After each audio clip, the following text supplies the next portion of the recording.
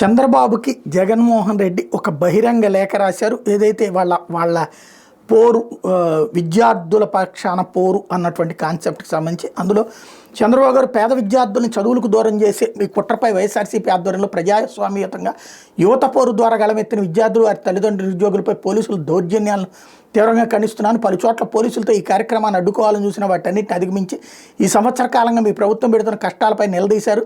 నిరుద్యోగులు విద్యార్థులు మీకు పంపిన తొలి హెచ్చరిక ఇది చంద్రబాబు గారు. పేదరికం వల్ల పెద్ద చదువులకి ఎవరూ దూరం కాకూడదన్న దృఢ సంకల్పంతో మా ప్రభుత్వం విద్యాదీవెన ద్వారా సంపూర్ణ ఫీజు రియంబర్స్మెంట్ని, వసతి దీవెన ద్వారా హాస్టల్ మెస్ ఛార్జీలను నేరుగా వారి తల్లులు ఆ పిల్లల ఖాతాలకే జమ చేస్తూ అమలు చేసిన ఈ పథకాలను మీ ప్రభుత్వం పూర్తిగా నీరుగార్చింది. చంద్రబాబు గారు మీ గత పాలనలోని ఆచీకటి రోజులను మళ్ళీ మీరు తీసుకొచ్చారు. 2024 జనవరి మార్చి త్రైమాసికానికి సంబంధించిన ఫీజు రియంబర్స్మెంట్ డబ్బులు ఏప్రిల్లో వెరిఫై చేసి మేలో చెల్లించాల్సి ఉంది. అక్కడి నుంచి ఫీజు రియంబర్స్మెంట్ కింద ప్రతి త్రైమాసికానికి 700 కోట్ల చొప్పున ఏడాదికి 2800 కోట్లు ఇవ్వాలి. వసతి దీవెన కింద హాస్టల్ ఖర్చులకు మరో 1100 కోట్లు ఇవ్వాలి. ప్రతి ఏడాదికి ఈ రెండు పథకాలకు 3900 కోట్లు ఖర్చు చేయాలి. కానీ చంద్రబాబు గారు మీరు ఇచ్చింది కేవలం 700 కోట్లు. అది కూడా ఇప్పటికీ పూర్తిగా పిల్లలందరికీ చేరలేదు.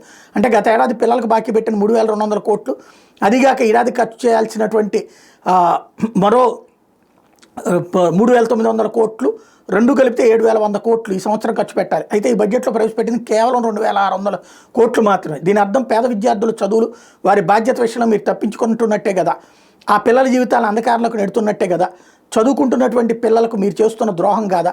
విద్యార్థులు ఇంతగా ఎందుకు ఇబ్బంది పెడుతున్నారు చంద్రబాబు గారు?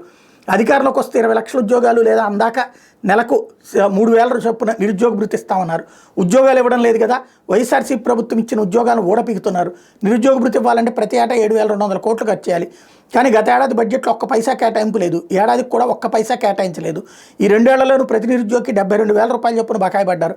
అలాగే వైఎస్ఆర్సీ ప్రభుత్వం తీసుకొచ్చినటువంటి కొత్త ప్రభుత్వ మెడికల్ కాలేజీలు ప్రైవేట్ పరం చేస్తూ పేదలకు ఉచితంగా నాణ్యమైన వైద్యాన్ని అందనీయకుండా అడ్డుకోవడమే కాదు, పేద విద్యార్థులకి మెడికల్ వైద్యం దూరం చేస్తున్నారు.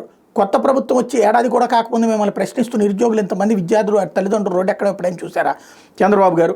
ప్రజల పక్షాన్ని నిలుస్తూ విద్యార్థుల సమస్యలపై వారి కోసం చంద్రబాబు గారి కూటమి ప్రభుత్వాన్ని నిలదీస్తూ యువత పోరు కార్యక్రమాన్ని విజయవంతం చేసిన పిల్లలు, వారి తల్లిదండ్రులు, నిరుద్యోగులు, వైఎస్ఆర్సీపీ నాయకులు, కార్యకర్తలందరినీ అభినందిస్తున్నాను. అనేక సమస్యలు ఎదుర్కొన్న విద్యార్థులు సహా అన్ని వర్గాలకు పార్టీ ఎప్పుడూ తోడుగా నిలుస్తుందని భరోసా ఇస్తున్నానని ప్రకటించారు.